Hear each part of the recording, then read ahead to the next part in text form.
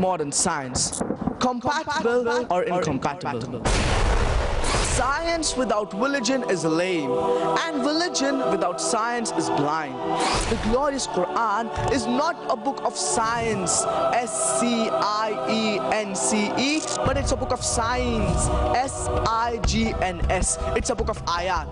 And there are no less than 6,000 signs, 6,000 ayat, out of which more than 1,000 they speak about science. And Stephen Hawking, a very famous scientist, he writes in his book, The Brief History of Time. He says that the universe is expanding is the greatest discovery of the century, which the glorious Qur'an mentions 1400 years ago.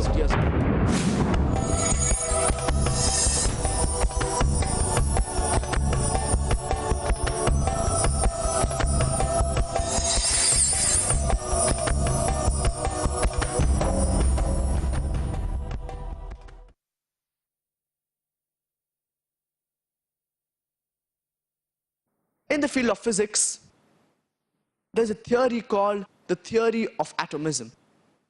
And this states that atom is the smallest particle of matter.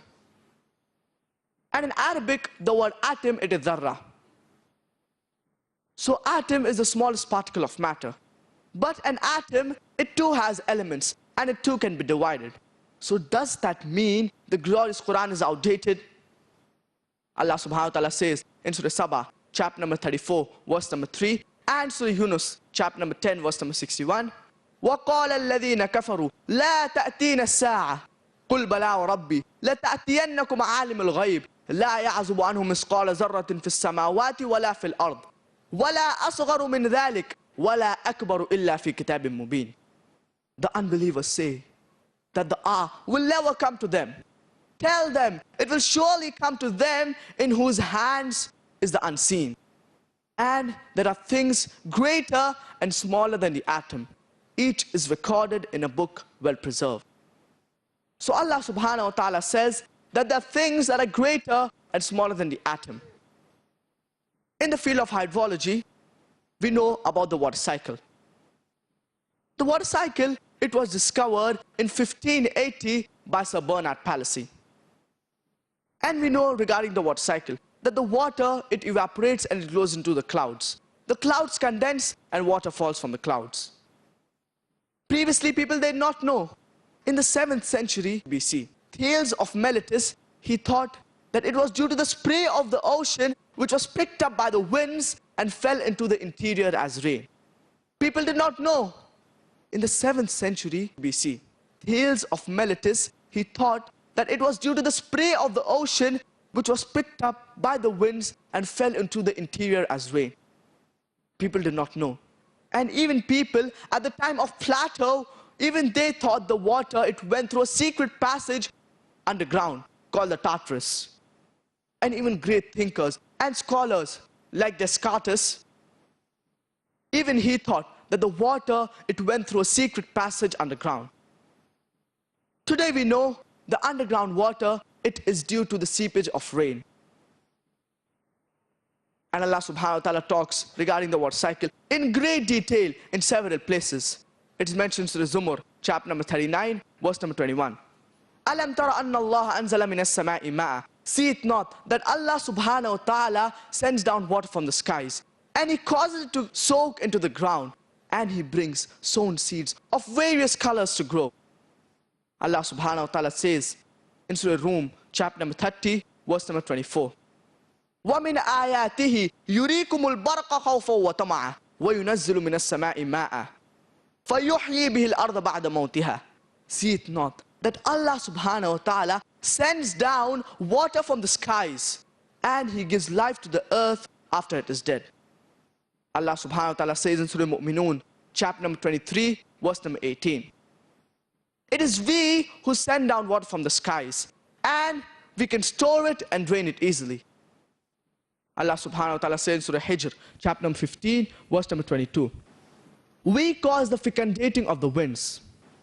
The Arabic word lawaqi is derived from the root word laqi, and its plural is also laqi, meaning fecundating or impregnating.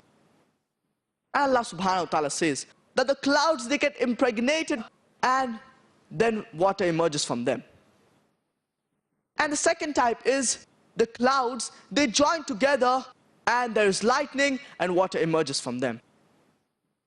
Further, Allah subhanahu wa ta'ala says in Surah Nur, chapter number 24, verse number 43. أَلَمْ تَرَ أَنَّ اللَّهَ يُجْزِي سَحَابًا ثُمَّ يُؤَلِّفُ بَيْنَهُ ثُمَّ يَجْعَلُهُ رُكَابًا فَتَرَى الْوَدْقَ يَخْرُجُ مِنْ خِلَالِهِ وَيُنَزِّلُ مِنَ السَّمَاءِ. See it not that Allah subhanahu wa ta'ala makes the clouds to move gently and then makes them to join and makes them into a heap and water emerges from them.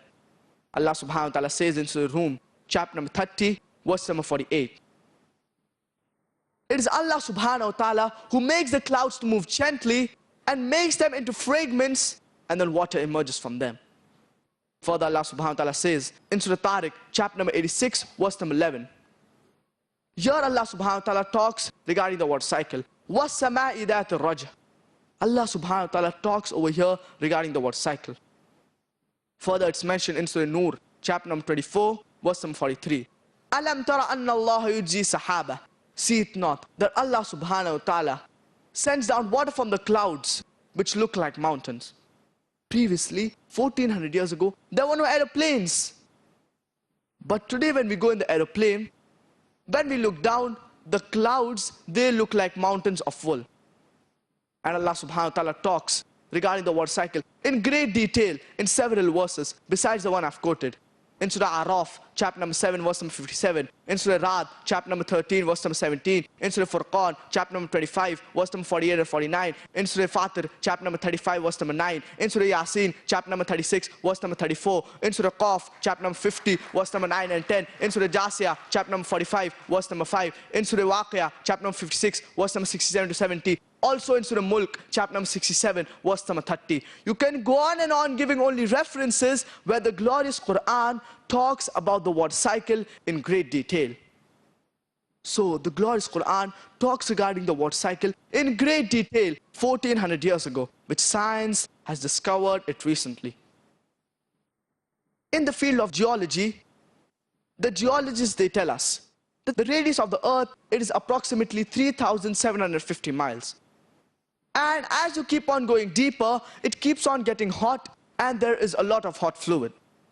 As you keep on coming higher and superficially, it keeps on getting cooler. And the superficial crust on which we live in, it is approximately 30 miles in thickness. And the geologists, they tell us that this could shake. And they come up with a phenomena called the folding phenomena, which gave rise to the mountain ranges. And due to these mountains, there is stability on the earth. Allah subhanahu wa ta'ala says in Surah Naba, chapter number 78, verse number 6 and 7. Alam naj'al al-arda mihada. We have made the earth as an expanse. Wal jibala awtada. And the mountains as tent pegs, as stakes. The Arabic word awtad, it means tent pegs or stakes. Like how you have a tent peg. And only a portion of the mountain we can see it on top. Whereas the mountains, they have got deep roots down inside. So only a portion of the mountain we can see it on top, like the tip of an iceberg. Whereas the mountains, they have got deep roots down inside. Further, Allah subhanahu wa ta'ala says in Surah Naziyat, chapter number 79, verse number 32. And Surah Ghashiyah, chapter number 88, verse number 19. That we have placed on the earth mountains standing firm. So Allah subhanahu wa ta'ala says that is placed on the earth mountains. And the best book on geology is the book The Earth, which is written by Frank Press. And it is referred by many universities and colleges. He writes in his book wherein he draws a mountain. And he says that only a portion of the mountain we can see it on top. Whereas the mountains, they have got deep roots down inside. So only a portion of the mountain we can see it on top. And he says that due to these mountains, there's stability on the earth. And this is exactly what is mentioned in the glorious Qur'an 1400 years ago in Surah Anbiya, chapter number 21, verse number 31. And Surah Luqman, chapter number 31, verse number 10. That we have placed on the earth mountains standing firm lest you would shake. So the glorious Qur'an talks regarding geology in great detail 1400 years ago. which science has discovered it recently. In the field of oceanology, Allah subhanahu wa ta'ala says in Surah Furqan, chapter number 25, verse number 53. وَهُوَ الَّذِي مَرَجَ الْبَحْرَيْنِ هَذَا عَذْبٌ فُرَاتٌ وَهَذَا مِلْحٌ أُجَاجٌ وَجَعَلَ بَيْنَهُمَا بَرْزَخًا وَحِجْرًا مَحْجُورًا. It is Allah subhanahu wa ta'ala who has left two free bodies, one sweet and palatable, and the other salty and bitter. Though they meet, yet they do not mix. There's a barrier between them which is forbidden to be trespassed. A similar message is repeated in Surah Rahman, chapter number 55, verse number 19 and 20. مَرْجَ الْبَحْرَيْنِ يَلْتَقِيَانِ بَيْنَهُمَا بَرْزَخٌ لَا يَبْغِيَانِ. And it is Allah who has left two free water bodies. Though they meet, yet they do not mix. There's a barrier between them which is forbidden to be trespassed. Now the Mufassirin, the commentators, they could not understand this verse. When Allah subhanahu wa ta'ala says, though they meet, yet they do not mix. They could not understand this verse. Today, after science has advanced, we have come to know that when one type of water flows into another type of water, it loses its constituents and gets homogenized into the water it's flowing. This homogenizing place in Arabic, it is called as barzakh. And a very famous marine scientist by the name of Professor Hay, he talks about this barrier.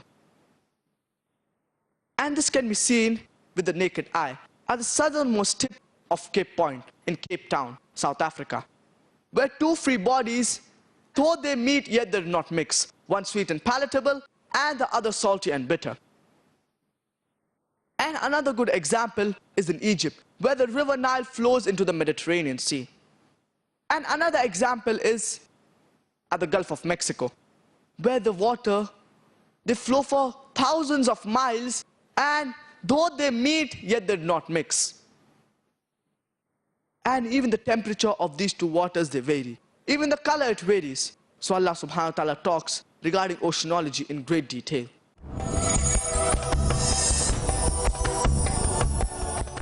وَلِلَّهِ الْأَسْمَاءُ الْحُسْنَى فَادْعُوهُ بِهَا.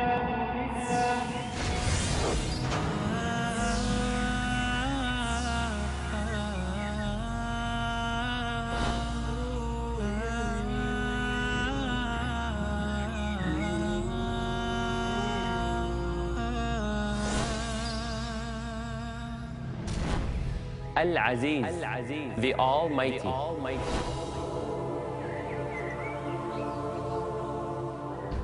Al-Wadud, the All-Loving.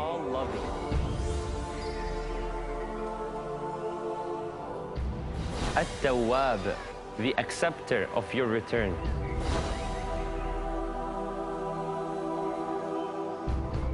Al-Razzaq, the Provider.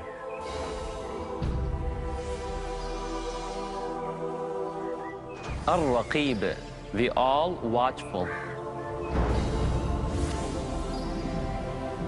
وَلِلَّهِ الْأَسْمَاءُ الْحُسْنَى. To Allah belongs the beautiful names. فَادْعُوهُ بِهَا. So call Him upon them. To understand more of Allah's beautiful names, join me, your brother Majid Mahmood, on my new series about understanding Allah's beautiful names on Peace TV. الله لا إله إلا هو له الأسماء الحسنى. Don't miss the chance to comprehend the seamless explanation of Allah's beautiful names in Understanding Allah's Beautiful Names. Tomorrow at 7 p.m. and repeat telecast at 12 p.m. Saudi Arabia on Peace TV.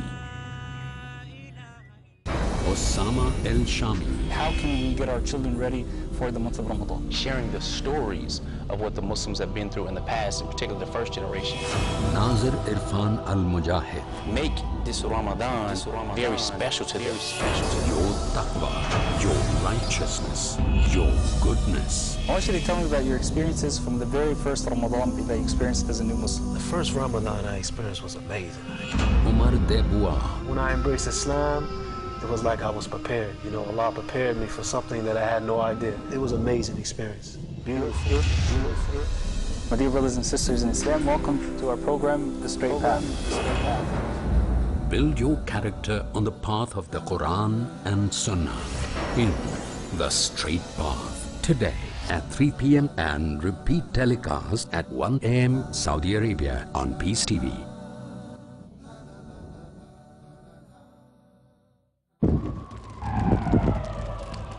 Dialogue.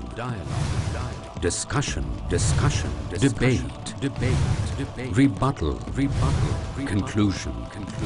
Eliminate misconceptions about religion. Get enlightened. Witness Dr. Zakir Naik in a battle of words in Crossfire, next on Peace TV.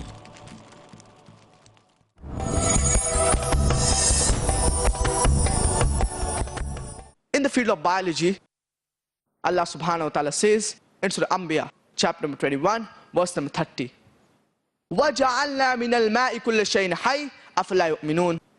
And we have created every living thing from water. Do you not then believe?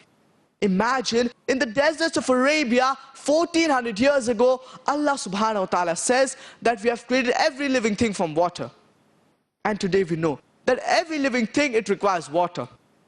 Even cytoplasm has 80% of water. And every living thing has 50 to 90% of water. Allah subhanahu wa ta'ala says in Surah Nur, chapter number 24, verse number 45. وَاللَّهُ خَلَقَ كُلَّ دَابَّةٍ مِّن مَّاءٍ. And Allah has created every animal from water. Further, Allah subhanahu wa ta'ala says in Surah Furqan, chapter number 25, verse number 54, that have created every human being from water. In the field of botany, previously we did not know that even plants have got sex, males and females. Allah subhanahu wa ta'ala says in Surah Taha, chapter number 20, verse number 53. الذي جعل لكم الأرض مهدا وسلك لكم فيها سبلا وأنزل من السماء ماء فأخرجنا به أزواجا من نبات شتى. It is Allah subhanahu wa ta'ala who sends down water from the skies, and He brings various plants, each separate from one another. The Arabic word azwaj means spouses, sex, males and females. So today we know that even plants, they have sexes, males and females. Even the unisexual plants, they have got distinct characteristics of males and females. Allah subhanahu wa ta'ala says in Surah Ra'd, chapter number 13, verse number 3, وَمِن كُلِّ الثَّمَرَاتِ جَعَلَ فِيهَا زَوْجَيْنِ اثْنَيْنِ. And fruits of every kind He has made into pairs, 2 and 2. Today we know that even fruits, they have got sexes, males and females. Even fruits like bananas, figs, etc., even they have got sexes, males and females. Allah subhanahu wa ta'ala says in Surah Yasin, chapter number 36, verse number 36. سبحان الذي خلق الأزواج كلها مما تنبت الأرض ومن أنفسهم ومما لا يعلمون. It is Allah subhanahu wa ta'ala who has created every animal in pairs and every human being in pairs, and things which you know and things which you do not know. Even electricity, it has got negative and positive, protons and electrons. So Allah subhanahu wa ta'ala says that everything is created into pairs, things which we know and things which we do not know. Further, Allah subhanahu wa ta'ala, in the field of zoology, it's mentioned in the glorious Qur'an, in Surah An'am, chapter number 6, verse number 38. وَمَا مِن دَابَّةٍ فِي الْأَرْضِ وَلَا طَائِرٍ يَطِيرُ بِجَنَاحَيْهِ إِلَّا أُمَمٌ أَمْثَالُكُمْ مَا فَرَّطْنَا فِي الْكِتَابِ مِنْ شَيْءٍ ثُمَّ إِلَىٰ رَبِّهِمْ يُحْشَرُونَ. And we have made every living creature that lives on the earth and every creature that has wings and flies in the air to live in communities like the human beings. Further, Allah subhanahu wa ta'ala says in Surah Nahl, chapter number 16, verse number 68 and 69. وَأَوْحَى رَبُّكَ إِلَى النَّحْلِ أَنِ اتَّخِذِ مِنَ الْجِبَالِ بُيُوتًا وَمِنَ الشَّجَرِ وَمِمَّا يَعْرِشُونَ ثُمَّ كُلِي مِنْ كُلِّ الثَّمَرَاتِ فَاسْلُكِي سُبُلَ رَبِّكِ ذُلُلًا. It is Allah subhanahu wa ta'ala who has taught the bee to build its cells in human habitation and in trees, and to eat what the earth produces, and to find the spacious path of thy Lord with great skill. It was recently found fish he discovered regarding the bees. And Allah subhanahu wa ta'ala says that it is Allah who has taught the bee to build its cells in trees and in human habitation, and to find the spacious path of their Lord with great skill. And von Frisch, he discovered regarding the bee, and he said that when a bee finds a new flower or a garden, it tells its fellow bees the exact direction to collect the nectar by a process called the bee dance. This bee dance, in the glorious Qur'an, Allah subhanahu wa ta'ala says, to find the spacious path of thy Lord with great skill. Previously we thought that it was the male bee which is the worker bee. But it is not the male bee which is the worker bee, but it's the female bee which is the worker bee. And in Surah Nahl, chapter number 16, verse number 68 and 69, the words are Fasluki and Kuli, meaning a female bee. No wonder Shakespeare in his play Henry IV, he shows wherein people are talking among themselves. And the male bee, the worker bee, goes and reports to the king. But today, after science has advanced, we have come to know it is not the male bee which is the worker bee, but it's the female bee which is the worker bee. And they do not report to the king, but they report to the queen. Imagine, Allah subhanahu wa ta'ala talks about the gender of the bee 1400 years ago, which science has discovered it recently. Furthermore, Allah subhanahu wa ta'ala says in Surah Nahl, chapter number 27, verse number 17 and 18. When Solomon, with his army of jinn, men and animals, approached a lowly valley, one of the ants said, "O ye ants, get into your habitations before Solomon and his army trample you beneath the feet." Some people might think, what fairy tale book is the glorious Qur'an? The ants are talking among themselves. But today, after science has advanced, we have come to know that the animal or insect that is closest in resemblance to the human beings, it is the ant. The ants, they bury the dead, like how we human beings do it. They have sophisticated methods of labor, wherein they have the foremen, workers, managers, etc. They often meet to chat. They also have marketplaces, the souks, where they exchange the goods. And during the rainy season, if the grains, they get wet, they get it out in the sunlight for drying, as though they knew that humidity will cause the rotting of the grains. And if on the grain the bud starts to grow, they chop off the bud, as though they knew that budding will cause the rotting of the grains.